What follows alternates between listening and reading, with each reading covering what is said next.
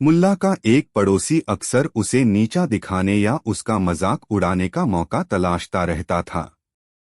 ऐसा करने में उसे बड़ा मजा आता था। एक बार मुल्ला अपने गधे को साथ लेकर कहीं जा रहा था। रास्ते में उसे उसका वही पड़ोसी मिला गया। मुल्ला और गधे को एक साथ देखकर उसे मजाक सूझ गया। वह मुल्ला को रोककर बोला, अरे मुल्ला, क्या हालचाल हैं तुम्हारे? और तुम्हारा दोस्त गधा कैसा है? सबके हाल बढ़िया हैं, मुल्ला ने जवाब दिया। पड़ोसी यहाँ रुका नहीं, वह आगे बोला, मुल्ला, तुम तो कई बरसों से गधा पाल रहे हो, अब तक तो जरूर इसकी भाषा समझने लगे होगे। जरा बताओ तो कि भूख लगने पर ये कैसे बताता है? जब इसे भूख लगती है तो ये मेरे पास आता है और मुझे चाटने लगता है। मैं समझ जाता हूँ कि इसे भूख लगी है। मैं इसे घास खिला देता हूँ, मुल्ला ने शांति से जवाब दिया। अच्छा, और जब तुम्हारा गधा उदास होता है तो तुम्हें कैसे पता चलता है? पड़ोसी के सवाल खत्म ही नहीं हो रहे थे। मुल्ला समझ गया कि पड़ोसी का इरादा गधे को लेकर उसका मजाक उड़ाने का है। फिर भी वह आराम से जवाब देता रहा, जब ये उदास होता है तो रेंकने लगता है। मुल्ला का ये कहना था कि उसका गधा रेंकने लगा। गधे को रेंकता देख पड़ोसी हंसते हुए बोला, अरे, तुम्हारा गधा तो रेंक रहा है मुल्ला, इसका मतलब है कि ये उदास है। अब बताओ तो कि ये क्यों उदास है? ये इसलिए उदास है कि मैंने इसे अकेला छोड़ दिया है और दूसरे गधे से बातें कर रहा हूँ, मुल्ला मुस्कुराते हुए बोला। मुल्ला के जवाब से पड़ोसी की हंसी फुर्र हो गई। ऐसी फजीहत के बाद उसने वहां से खिसकने में ही भलाई समझी। एक दिन मुल्ला नसरुद्दीन काम करने के लिए बाजार गया। तभी अचानक एक अनजान शख्स उनके सामने आता है और उन्हें एक थप्पड़ मारता है। मुल्ला को कुछ समझ नहीं आ रहा कि उसे किसने मारा और क्यों मारा। थप्पड़ मरने के बाद अजनबी हाथ जोड़कर माफी मांगता है। वह कहता है, मुल्ला जी, कृपया मुझे माफ कर दीजिए। मैं किसी और को मारना चाहता था, लेकिन मैंने गलती से तुम्हें मार दिया। मुल्ला को इस अनजान व्यक्ति की बात पर विश्वास नहीं हुआ। वह इंसाफ के लिए उस अजनबी को उसी बाजार में एक काजी के पास ले गया। मुल्ला ने काजी को सारी बात विस्तार से बताई। इसी दौरान काजी और इस अनजान शख्स के बीच कुछ बातचीत हुई। जब नसरुद्दीन को यह बात पता चली तो उसे लगा कि वे दोनों एक दूसरे को पहले से ही जानते हैं। फिर भी मुल्ला ने काजी से इंसाफ करने के लिए कहा। तब काजी ने अजनबी से पूछा, क्या मुल्ला जो कहता है वह सच है? अजनबी ने काजी को बताया कि उसने गलती से बाजार में मुल्ला को थप्पड़ मार दी थी और उसने उसे कोई और समझ लिया था। जब काजी ने यह सुना तो उसने तुरंत अपना फैसला सुनाया और कहा कि तुम्हें मुल्ला को थप्पड़ मारने का जुर्माना भरना होगा। काजी ने जुर्माना 1 रुपया तय किया। मुल्ला इस फैसले से खुश नहीं थे। तभी काजी ने थप्पड़ मरने वाले आदमी से कहा कि अगर अभी उसके पास पैसे नहीं हैं तो बाहर जाकर पैसे कमा सकते हो। जब पैसे इकट्ठे हो जाएं, तब दे देना। जब मुल्ला ने यह सुना तो उसे यकीन हो गया कि दोनों महुए हैं, लेकिन वह इस बारे में कुछ नहीं कर सकता। यह निर्णय सुनने के बाद वह चुपचाप चला गया। काफी समय बीतने के बाद भी थप्पड़ मरने वाला व्यक्ति वापस नहीं आया। अब मुल्ला के मन में हुआ कि वह वापस आने वाला नहीं है। यह सब काजी और उस आदमी की चाल थी। इसलिए मुल्ला ने काजी को सबक सीखने का निर्णय लिया। मुल्ला तुरंत काजी के पास पहुंचा। काजी को वहां देखकर नसरुद्दीन पूछता है, काजी साहब, क्या यह सही है कि किसी अजनबी को थप्पड़ मारने पर जुर्माना सिर्फ 1 रुपया है? काजी तुरंत जवाब देते हैं कि हाँ, एक थप्पड़ के लिए 1 रुपये का जुर्माना काफी है। जब मुल्ला काजी का जवाब सुनता है तो वह काजी को जोर का एक थप्पड़ मारता है। अचानक पड़े थप्पड़ से काजी चौंक जाता है। मुल्ला नसरुद्दीन कहता है, काजी साहब, जब भी थप्पड़ मारने वाला अजनबी वापस आएगा तो उस पर लगाया गया 1 रुपए का जुर्माना आप ले लीजिएगा। इन शब्दों के साथ मुल्ला वहां से चला गया। कहानी से सीख, किसी के भी साथ छल करना व धोखा देना गलत है। जो जैसा करता है उसे वैसा ही अंजाम भुगतना पड़ता है। एक दिन मुल्ला नसरुद्दीन घर आया, नशे में डूबा। ताले में चाबी डालने की कोशिश करता है, लेकिन ताले में चाबी नहीं जाती। छेद और चाबी को मिला नहीं पाता। हाथ धूज रहे थे। एक पुलिसवाला रास्ते पर खड़ा देख रहा था। आखिर उसने कहा, नसरुद्दीन, क्या मैं सहायता करूं? ताले में चाबी डाल दूं? नसरुद्दीन ने कहा, अगर सहायता ही करनी है तो जरा तुम मकान को संभाले रखो तो मैं चाबी डाल लूं। नशेलची को यह नहीं दिखाई पड़ता है कि मैं हिल रहा हूं, उसे दिखाई पड़ता है कि मकान हिल रहा है। मकान को संभाले रखो। एक और दिन ऐसा ही नशा करके नसरुद्दीन घर लौटता था। एक वृक्ष से टक्कर हो गई। बड़ी मुश्किल में पड़ गया। वृक्ष तो एक था, उसको 2 दिखाई पड़ रहे थे। तो वह दोनों के बीच से निकलने की कोशिश करने लगा और कोई उपाय भी नहीं था, तो दोनों के बीच से निकलने की कोशिश कर रहा था। जैसे ही कोशिश करता, सिर टकरा जाता। वृक्ष तो एक ही था। अनेक बार कोशिश की। तब वह जोर से चिल्लाया कि मारे गए, यह तो बड़ा जंगल है। यह कोई एक वृक्ष नहीं है यहाँ, जिसमें से निकल जाओ, बहुत वृक्ष हैं। एक दिन मुल्ला नसरुद्दीन अपनी पत्नी से पूछता है कि इस बात का पक्का कैसे होता होगा जब आदमी मर जाता है, उसको खुद को कि मैं मर गया। वह कभी कभी बड़े दार्शनिक सवाल उठा लेता है। पत्नी ने कहा, सिर न खाओ और बेकार की बातें मत उठाओ। जब मरोगे तब पता चल जाएगा। हाथ पैर ठंडे हो जाएंगे। अब और क्या कहे। एक दिन गया था जंगल में लकड़ी काटने। सर्दी के दिन थे और ठंडी हवा चल रही थी। हाथ पैर ठंडे होने लगे। उसने कहा, मारे गए। कुल्हाड़ी नीचे पटककर, जैसा कि मुर्दा आदमी को करना चाहिए। वह जल्दी से लेट गया। अपने गधे को जिस पर लकड़ी ले जानी थी उसने वृक्ष से बांध रखा था, वह लेट गया। आंखें बंद कर ली। उसने कहा, अब कुछ करने को नहीं बचा, मामला ही खत्म। अब घर खबर भी नहीं भेज सकते, कोई है ही नहीं, और हाथ पैर ठंडे हो रहे हैं। जाहिर है पत्नी ने ठीक कहा था। वह बिल्कुल मर गया। तभी 2 भेड़िए आ गए और उन्होंने हमला किया गधे पर। मुल्ला नसरुद्दीन ने कहा, अब क्या कर सकता हूं? काश आज जिंदा होता तो यह भेड़िए मेरे गधे के साथ ऐसा व्यवहार न कर पाते। मगर अब बात खत्म हो गई। मुल्ला नसरुद्दीन एक आदमी के घर नौकर था। वह बड़ा रईस आदमी था, लेकिन मुल्ला से परेशान था। उसने एक दिन कहा कि मैं कई बार तुम्हें बता चुका, मगर अब एक सीमा होती है हर चीज की। 3 अंडे लाने के लिए बाजार 3 दफा जाने की जरूरत नहीं है। एक ही दफे में ले आ सकते हो। कुछ दिन बाद वह अमीर बीमार पड़ा। उसने नसरुद्दीन को कहा कि जाओ, वैद्य को बुला लाओ। नसरुद्दीन गया, वैद्य को ले आया। लेकिन वह बड़ी देर बाद लौटा तो अमीर ने कहा कि इतनी देर कैसे लगी?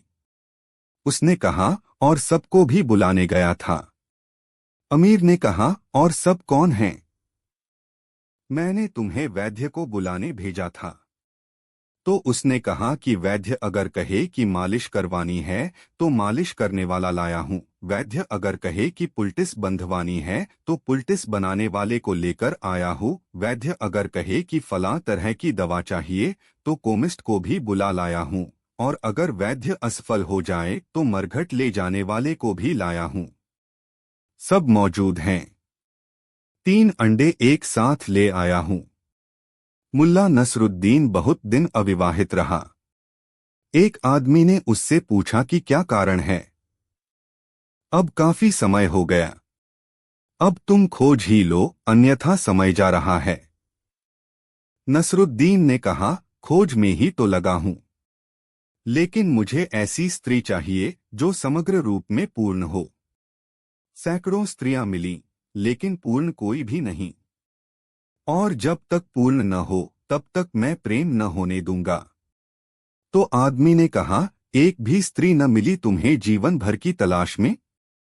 नसरुद्दीन, नहीं, एक दो बार मिली भी, लेकिन वह भी पूर्ण पति की तलाश में थीं। सूरज का गोला पश्चिम की पहाड़ियों के पीछे छिप गया था। सूरज छिपने के बाद मशरिक, मगरिब, सुमाल और जुनूब में फैली सुर्खी भी धीरे धीरे सिमटने लगी थी। फिजा में ऊंटों के गले में बंधी घंटी की घनघनाहट गूंज रही थी। एक काफिला बड़ी तेजी के साथ बुखारा शहर की तरफ बढ़ा जा रहा था। काफिले में सबसे पीछे एक गधे पर सवार जो शख्स था, वह गर्दों गुब्बार में इस तरह लथपथ हो चुका था कि उसके तमाम बदन पर गर्द की एक मोटी तह जम चुकी थी, जिससे उसका चेहरा तक पहचान में न आता था। दीनहीन हालत में काफिले के पीछे गधे पर सवार चला आ रहा यह शख्स कोई और नहीं, मुल्ला नसरुद्दीन था।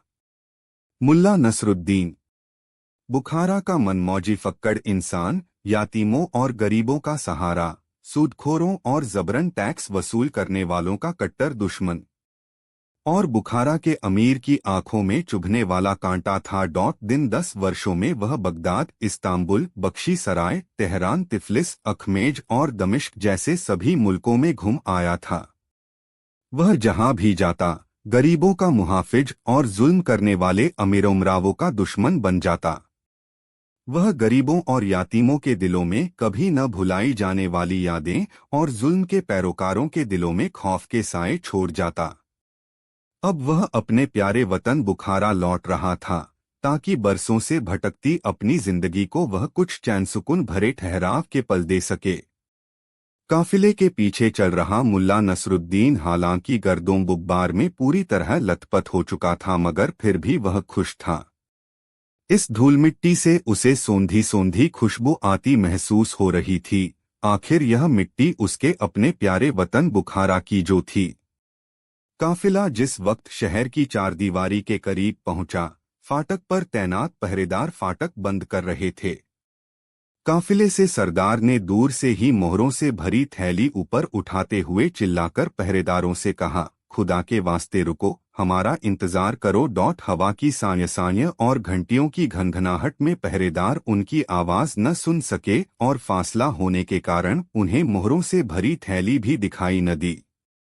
फाटक बंद कर दिए गए, अंदर से मोटी मोटी सांकलें लगा दी गई और पहरेदार बुर्जियों पर चढ़कर तोपों पर तैनात हो गए। धीरे धीरे अंधेरा फैलना शुरू हो गया था। हवा में तेजी के साथ साथ कुछ ठंडक भी बढ़ने लगी थी। आसमान पर सितारों की टिमटिमाहट के बीच दूज का चांद चमकने लगा था। सरदार ने काफिले को वहीं चार दीवारी के पास ही डेरा डालने का हुक्म दे दिया। बुखारा शहर की मस्जिदों की ऊंची ऊंची मीनारों से झुटपुटे की उस खामोशी में अजान की तेज तेज आवाजें आने लगी। अजान की आवाज सुनकर काफिले के सभी लोग नमाज के लिए इकट्ठा होने लगे, मगर मुल्ला नसरुद्दीन अपने गधे के साथ एक ओर को खिसक लिया। वह अपने गधे के साथ चलते हुए कहने लगा, ऐ मेरे प्यारे गधे, काफिले के इन लोगों को तो खुदा ने सब कुछ अदा किया है, जिसके लिए ये व्यापारी नमाज पढ़कर खुदा का शुक्रिया अदा करें। ये लोग शाम का खाना खा चुके हैं और अभी थोड़ी देर बाद रात का खाना खाएंगे। मेरे वफादार गधे, मैं और तू तो अभी भूखे हैं। हमें न तो शाम का खाना मिला है और न ही अब रात को मिलेगा। शुक्रिया चाहता है तो मेरे लिए पुलाव की तश्तरी और तेरे लिए एक गट्ठर तिप्तियां वाला घास भिजवा दे। काफिले से काफी दूर आकर उसने अपने गधे को पगडंडी के किनारे एक पेड़ से बांध दिया और पास ही एक पत्थर अपने सिरहाने रखकर नंगी जमीन पर लेट गया। ऊपर टिमटिमाते सितारों का जाल सा बुना हुआ था। पिछले 10 सालों से अक्सर इन सितारों को देखते देखते उसकी अच्छी खासी जान पहचान हो गई थी। अक्सर वह इन सितारों को निहारता रहता था। कभी बगदाद से, कभी इस्तांबुल से, कभी दमिश्क से तो कभी तेहरान से, तमाम शहरों से उसे आसमान और आसमान पर टिमटिमाते हुए सितारे एक ही जैसे लगते थे। वही गहरा औश्र खामोश सा आसमान और वही टिमटिम करते जाने पहचाने सितारे। दुनिया भर के शहरों में सरहद ने आकर जो गहरी गहरी अपने पराये की खाई खोदी हुई हैं, ऐसा कुछ भी आसमान और उसके सितारों के दरमियान उसने कभी महसूस न किया था।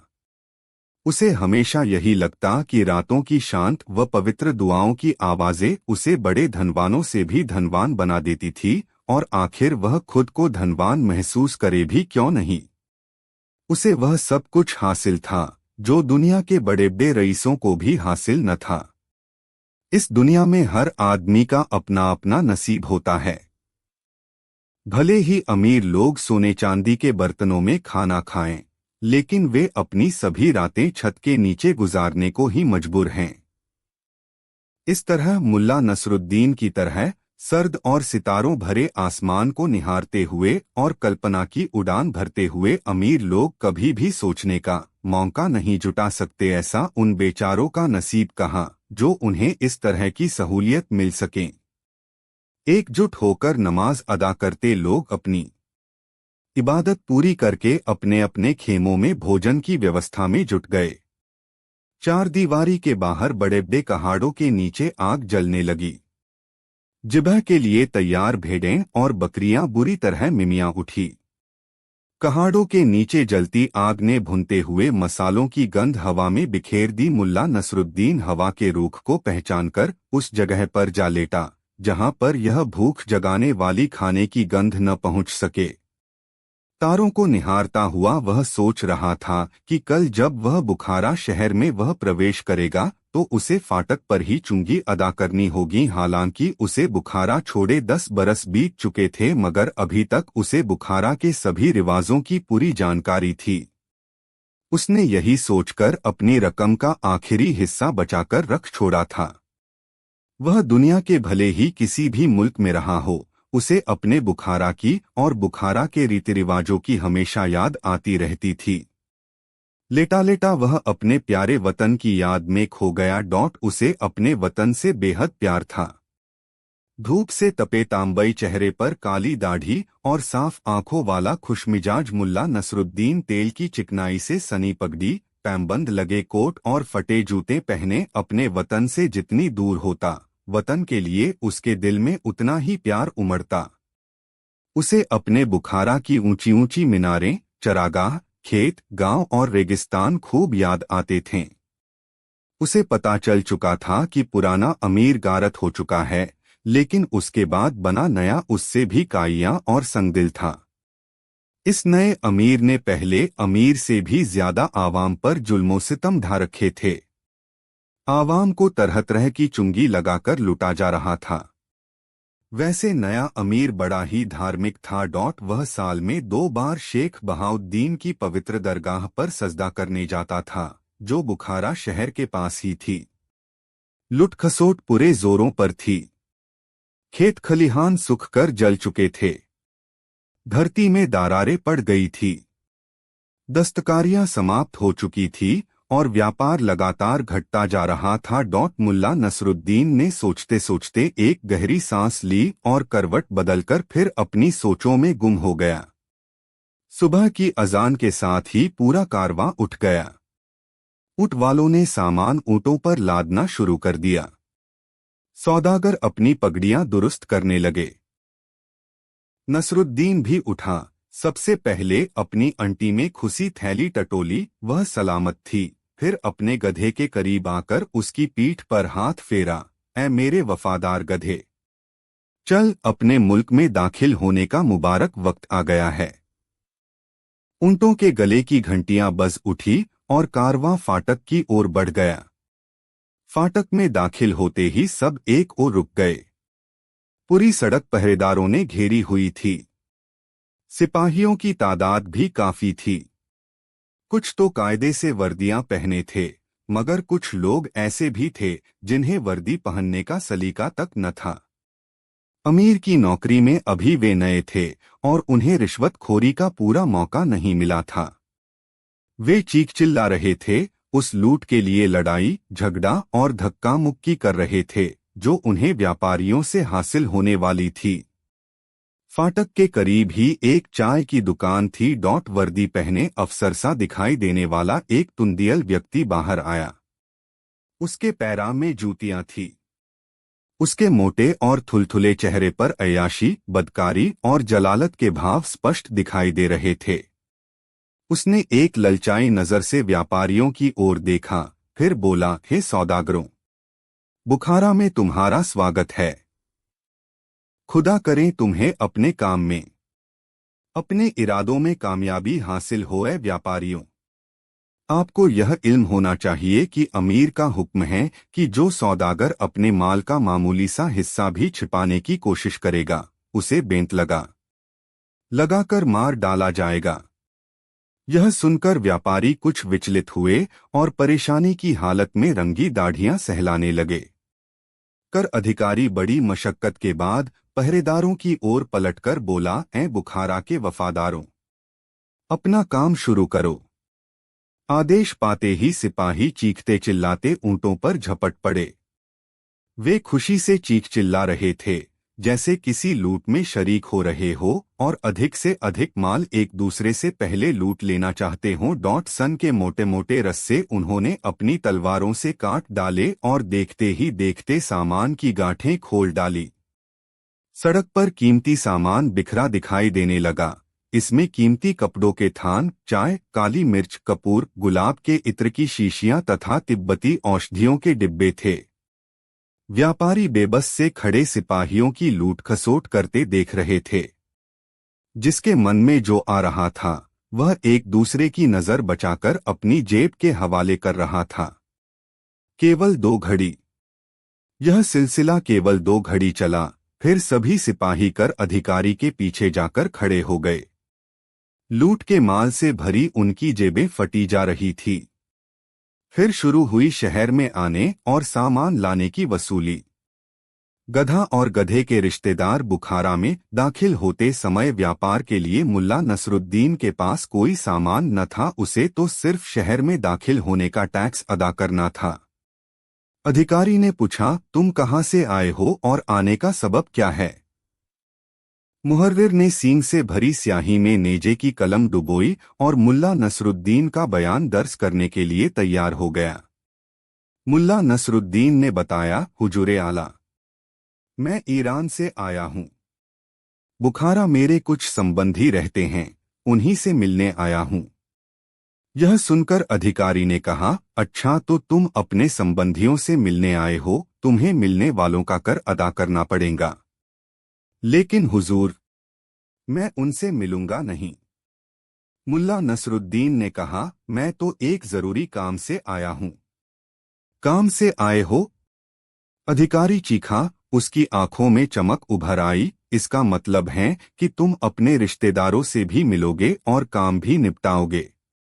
तुम्हें दोनों कर अदा करने पड़ेंगे, मिलने वालों का भी और काम का भी। इसके अलावा उस अल्लाह के सम्मान में मस्जिदों की आराइश के लिए अतिया अदा करो जिस अल्लाह ने रास्ते में डकैतों से तुम्हारी हिफाजत की। मुल्ला नसरुद्दीन ने सोचा, मैं चाहता था कि वह अल्लाह इस समय मेरी इन मुफ्तखोरों से हिफाजत करता, डकैतों से बचाव तो मैं खुद कर लेता। लेकिन वह खामोश ही रहा क्योंकि उसे मालूम था कि इस बातचीत के प्रत्येक शब्द का मूल्य उसे 10 तंके देकर चुकाना पड़ेगा। उसने चुपचाप अपनी अंटी में से थैली निकालकर शहर में दाखिले का, रिश्तेदारों का, व्यापार का तथा मस्जिदों का कर अदा किया। सिपाही इस फिराक में आगे को झुक झुक कर देख रहे थे कि देखें इसके पास कितनी रकम है, मगर जब कर अधिकारी ने उन्हें सख्त निगाह से घूरा तो वे पीछे हट गए। मुहर्रिर की नेजे की कलम तेजी से रजिस्टर पर चल रही थी। कर अदा करने के बाद भी नसरुद्दीन की थैली में कुछ तंके बच गए थे।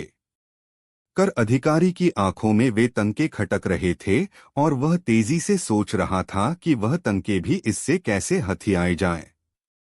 कर अदा करने के बाद मुल्ला नसरुद्दीन चलने को हुआ तो अधिकारी चिल्लाया, ठहरो। मुल्ला नसरुद्दीन पलटकर उसका चेहरा देखने लगा। इस गधे का कर कौन अदा करेगा? यदि तुम अपने रिश्तेदारों से मिलने आए हो तो जाहिर है कि तुम्हारा गधा भी अपने रिश्तेदारों से मिलेगा, इसका कर अदा करो। मुल्ला नसरुद्दीन ने फिर अपनी थैली का मुंह खोला और बड़ी ही नम्रता से बोला, मेरे आका, आपने बिल्कुल दुरुस्त फरमाया है।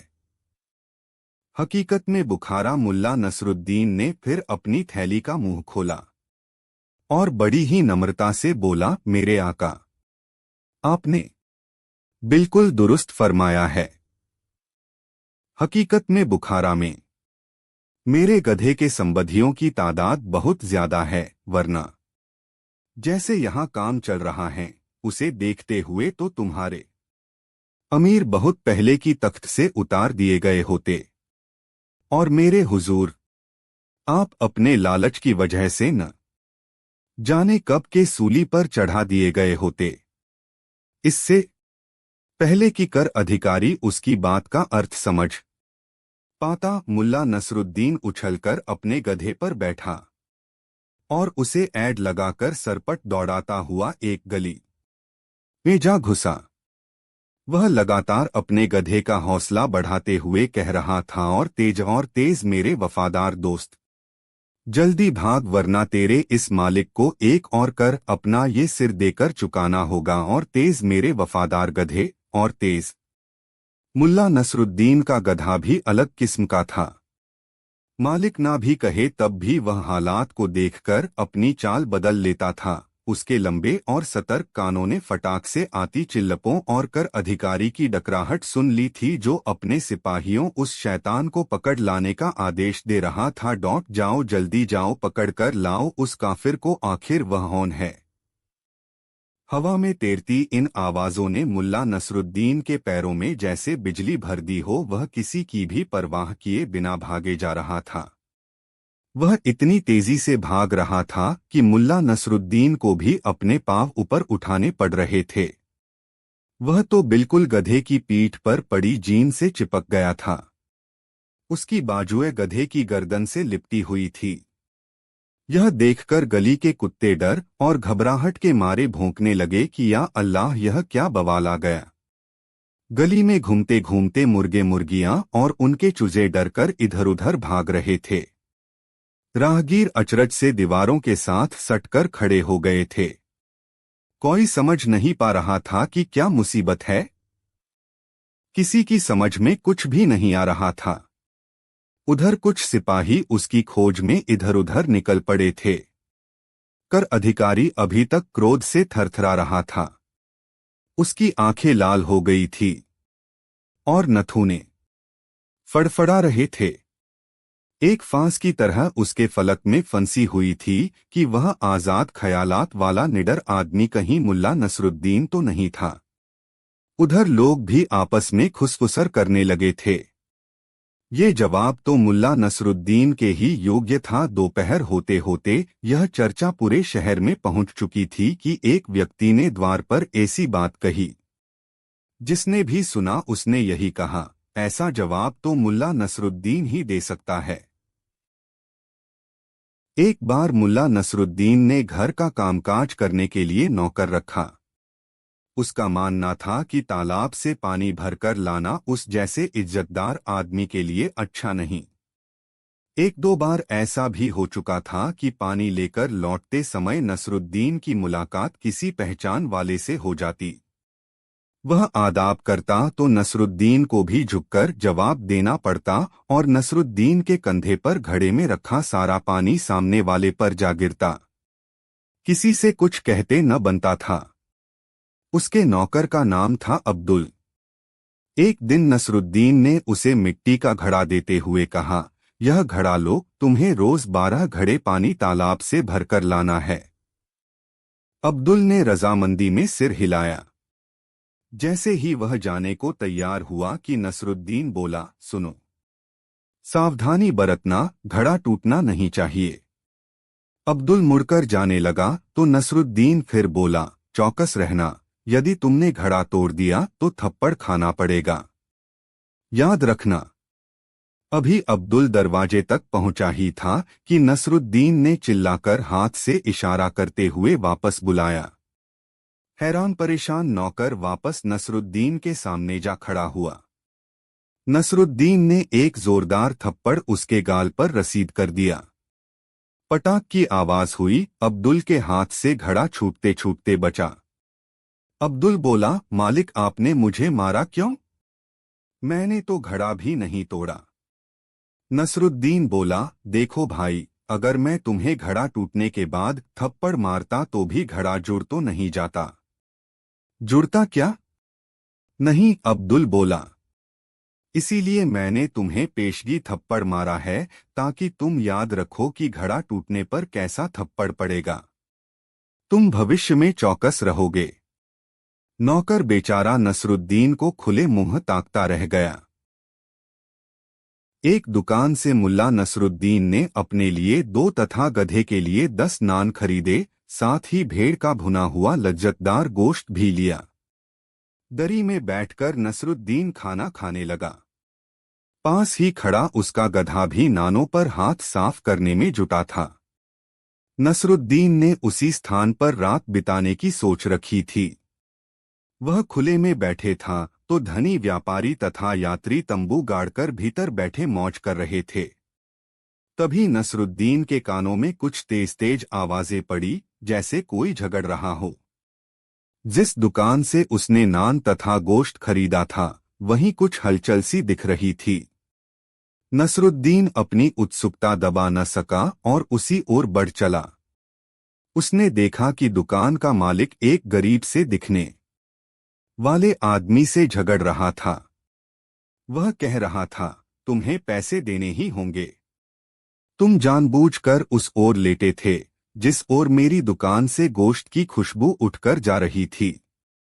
सारी शाम तुम बढ़िया खाने की खुशबू का आनंद लेते रहे। मैंने देखा भी था, तुम बार बार होठों पर जीभ फिराकर चटखारे ले रहे थे।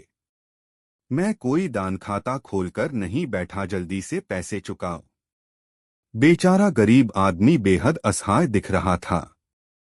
शायद नसरुद्दीन की तरह उसके पास भी फालतू पैसे नहीं थे। लालची दुकानदार की बातें सुनकर नसरुद्दीन को गुस्सा आने लगा था। तभी दुकानदार अचानक नसरुद्दीन की तरफ मुड़ता हुआ बोला, भाई साहब, अभी आप एक शरीफ आदमी की तरह मुझसे नानगोश्त खरीद ले गए थे, लेकिन इस मक्कार को देखो, मुफ्त में स्वाद लेना चाहता है। क्या इसे दाम नहीं चुकाना चाहिए?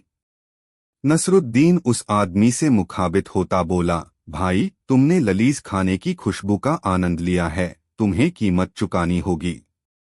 लाओ, जितने पैसे हैं तुम्हारे पास मुझे दे दो। सुनकर दुकानदार का चेहरा खिल उठा। गरीब आदमी ने अंटी में से कुछ सिक्के निकालकर नसरुद्दीन की हथेली पर रख दिए। नसरुद्दीन ने उन सिक्कों को दोनों हथेलियों के बीच रखा और दुकानदार से बोला, लाओ, अपना कान इधर लाओ और ध्यान से सुनो। दुकानदार के कुछ समझ में ही नहीं आया। नसरुद्दीन बोला, तुमने सुनी सिक्कों की खनक? हाँ, क्यों नहीं, लाओ पैसे मुझे दे दो, दुकानदार बोला। लेकिन नसरुद्दीन ने सिक्के गरीब आदमी को लौटा दिए और दुकानदार से बोला, हिसाब बराबर हो गया। इसने तुम्हारे खाने की खुशबू ली और तुमने बदले में सिक्कों की खनक सुन ली। दुकानदार का चेहरा फक्क पड़ गया। वहां खड़े लोगों ने भी नसरुद्दीन की बात का समर्थन किया। उस गरीब आदमी ने नसरुद्दीन का शुक्रिया अदा किया। जब नसरुद्दीन वापस गधे के पास पहुंचा तो वह उसे देख खुशी से मिट्टी में लौटने लगा। एक दिन बादशाह अपने महल की छत पर बैठा हुआ था। उसके पास ही खोजा मुस्तैदी के साथ खड़ा था। अभी थोड़ी देर पहले ही दोनों में किसी मसले पर विचार विमर्श हुआ था, जिसमें खोजा ने बादशाह को अपनी राय बताई थी और बादशाह ने खोजा की राय पर रजामंदी जाहिर की थी। तभी बादशाह ने उस मसले से अपना ध्यान हटाया और अचानक खोजा से पूछा लिया, खोजा, ये राजकाज के मसले तो कभी खत्म नहीं होंगे। क्यों न कुछ देर के लिए ध्यान राजकाज से हटाकर हंसी ठिठोली की ओर लगाया जाए। आप हंसी ठिठोली के रंग में हैं, आलमपना। खोजा भी मुस्कराकर बोला, मुझसे कुछ सवाल करना चाहते हैं तो करिए। बादशाह बोला, खोजा अभी कुछ वर्ष पहले ही तुमने शादी की है। तुम अपनी बेगम का तो ख्याल रखते ही होंगे? हाँ जहांपना। अपनी बेगम को भला कौन नहीं चाहता। तब तो तुम जरूर ही यह बता सकोगे कि तुम्हारी बेगम हाथों में कितनी चूड़ियां पहनती हैं।